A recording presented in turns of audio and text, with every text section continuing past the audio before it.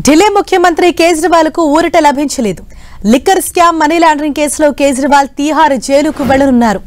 Rows avenue court ఈ నెల 15 వరకు కేజ్రీవాల్ కు జ్యుడిషియల్ కస్టడీ విధించింది.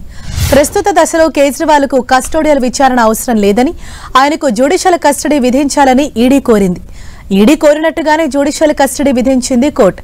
ప్రధాని చేస్తున్న పని దేశానికి మంచిది కాదన్నారు కేజ్రీవాల్.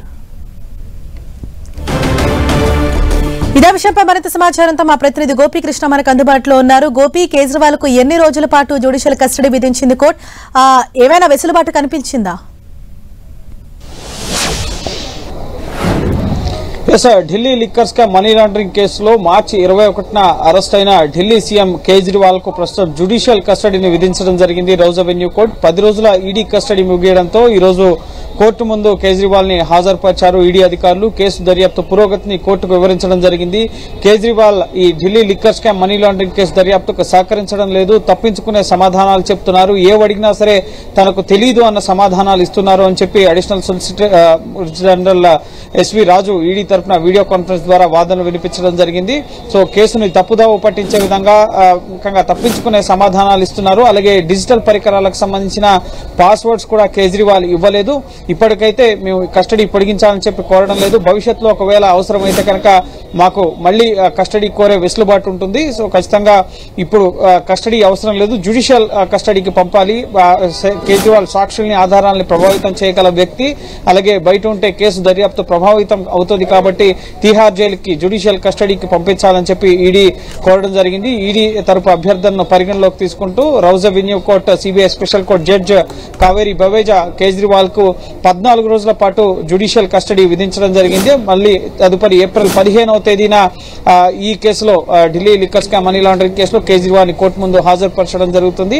అలాగే కొన్ని వెసులుబాట్లను కేజ్రీవాల్ తరపు న్యాయవాదులు కోరడం జరిగింది. కోర్టులో తన వైద్య అవసరాలకు అనుగుణమైన ఆహారం, ప్రత్యేక ఆహారం, అలాగే మందులు, ఇటు పుస్తకాలు, అలాగే మతపరమైన లాకెట్ ని సైతం అనుమతించాలని చెప్పి ఒక అప్లికేషన్ ని కేజ్రీవాల్ తరపు న్యాయవాదులు విక్రమ్ చౌదరి అలాగే రమేష్ గుప్తా కోర్టుకు తెలియపరచడం జరిగింది. అలాగే 3 పుస్తకాలను కూడా కేజ్రీవాల్ అడిగారు.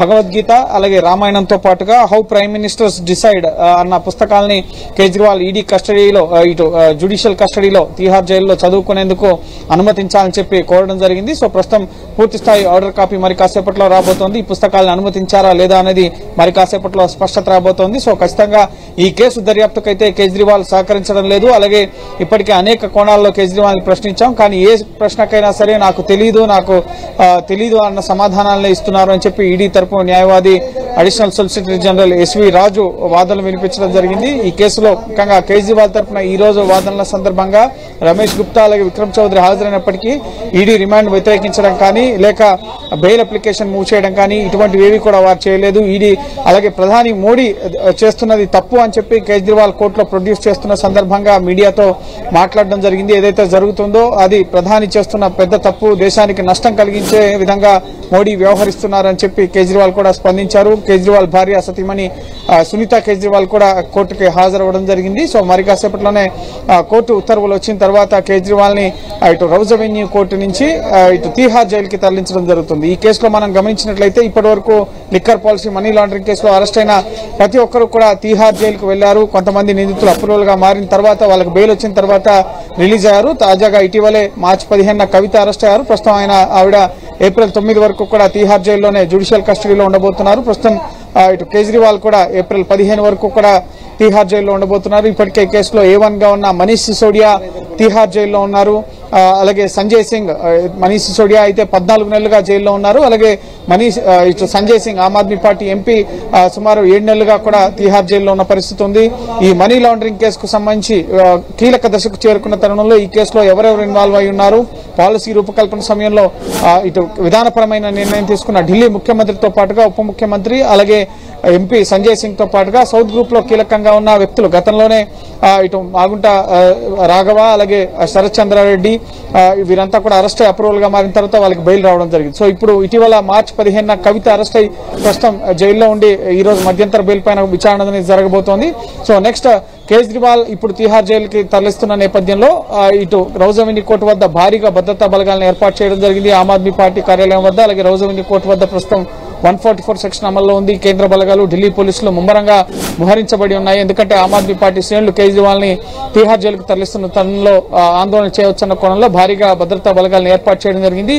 సో నెక్స్ట్ ఢిల్లీ రాజకీయ పరిణామాలు మారే అవకాశం కనిపిస్తోంది. ఇప్పుడు తీహార్ జైలుకు వెళ్లారు కాబట్టి తీహార్ జైలు నుంచి కేజ్రీవాల్ పాలన సాధ్యమవుతుందా? ఒక ముఖ్యమంత్రి జైలు నుంచి పరిపాలించి ముఖ్యంగా ఒక సిట్టింగ్ ముఖ్యమంత్రిని అరెస్ట్ చేయడం, అలాగే కస్టడీలోకి తీసుకోవడం, 10 రోజులు కస్టడీలో ఉంచడం, ఆ తర్వాత తీహార్ జైలుకు తరలించడం ఇదే తొలిసారి. ఇటీవల ఈడీ కేసులో మనీ లాండరింగ్ అలాగే అవినీతి కేసులో జార్ఖండ్ ముఖ్యమంత్రి హేమంత్ సోరెన్ కూడా అరెస్ట్ అయ్యారు. కానీ ఆయన అరెస్ట్ ముందే రాజీనామా చేయడం, ముఖ్యమంత్రి మారడం, ఆ తర్వాత హేమంత్ సోరెన్ అరెస్ట్ అయ్యి ప్రస్తుతం ముఖ్యంగా జైలును ఎదుర్కొంటున్నారు. కానీ కేజ్రీవాల్ విషయంలో అలా కాదు. కేజ్రీవాలే తమ ముఖ్యమంత్రిగా కొనసాగుతారు, జైలు నుంచే పాలన సాగిస్తారు అని చెప్పడం ఆమ్ ఆద్మీ పార్టీ నేతలు. హైకోర్టులో కూడా ఈ విషయంలో మేము జోక్యం చేసుకోలేం, న్యాయ వ్యవస్థ ఇందులో జోక్యం చేసుకోదు. ఢిల్లీ లెఫ్టినెంట్ గవర్నర్ అలాగే రాష్ట్రపతి దీనిపైన నిర్ణయం తీసుకుంటుంది, కానీ న్యాయపరంగా మేము జోక్యం చేసుకోవడానికి లేదు, చట్టంలో ఎటువంటి వెసులుబాట్లు కూడా లేవు అని చెప్పడంతో కేజ్రీవాల్ ప్రస్తుతం ముఖ్యమంత్రిగా కొనసాగుతున్నారు. సో ప్రస్తుతం తీహార్ జైలుకు తరలించిన తర్వాత ఇటు రాష్ట్రపతి గవర్నర్ ఏమన్నా నిర్ణయం తీసుకుంటారా ఢిల్లీ ముఖ్యమంత్రి పైన? ఎందుకంటే ప్రభుత్వ అధికారులు ఎవరైనా కనుక తప్పు చేసి జైలుకు వెళ్తే కనుక వాళ్ళని సస్పెండ్ చేయడం జరుగుతుంది. అలాంటిది ప్రజాప్రతినిధి నేరుగా ముఖ్యమంత్రి తప్పు చేసి ఆరోపణలు ఎదుర్కొన్న నేపథ్యంలో సో ముఖ్యమంత్రి జైలు నుంచి పాలన సాధ్యమవుతుందా లేదా అన్న దానికి సంబంధించి, ఎందుకంటే అనేక రివ్యూలు సమావేశాలకి హాజరు కావాల్సి ఉంటుంది, సో పాలన చూడాల్సి ఉంటుంది. కాబట్టి సో ముఖ్యమంత్రిగా ఎవరు ఉండబోతున్నారు? కేజ్రీవాలే కొనసాగుతారా లేక రాజ్యాంగపరంగా ఉన్న అంశాలను ఏమన్నా వాటి ఆధారంగా ఇటు రాష్ట్రపతి గవర్నర్ ఏమన్నా నిర్ణయం తీసుకుంటారని మనం వేచి చూడాలి. ఈ రోజు మధ్యాహ్నం తర్వాత కేజ్రీవాల్ ని ఇటు రౌజ్ అవెన్యూ కోర్టు నుంచి తీహార్ జైలుకి తరలించబోతున్నారు. Right, thank you Gopi.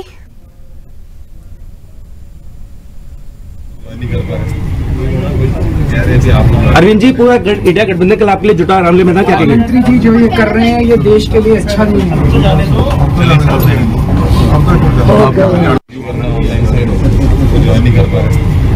है।